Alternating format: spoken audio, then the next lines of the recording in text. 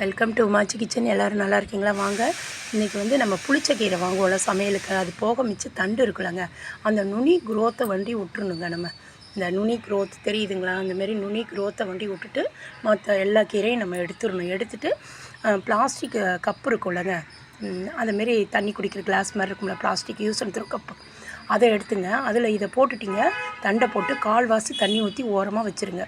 நிழலான இடத்துல வச்சுருங்க. குரோத் நல்லா வரும். இந்த பசலைக்கீரைக்கு வந்து பாருங்கள், அதுமாரி நல்லா வேர் வருங்க. கொஞ்சமாக வேர் வரும், அந்தளவுக்கு வேர் வராது, கொஞ்சம் கம்மியாக தான் வேர் வரும். 1 வீக் வச்சுருந்துட்டு வேர் வர விட்டு, இல்லை 10 டேஸாக கூட வைக்கலாம். தண்ணி வந்து 4 நாளைக்கு மாற்றிடுங்க.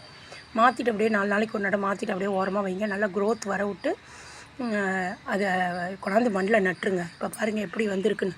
நல்லா வந்திருக்குங்களா? தெரியுதுங்களா? நல்லா வந்திருக்கு ஜம்முன்னு. இந்தமாரி நட்டு வச்சுருங்க, நல்லா வருங்க. இதில் ஒரு 20 செடி வச்சோம்னா 10 செடி வரும்.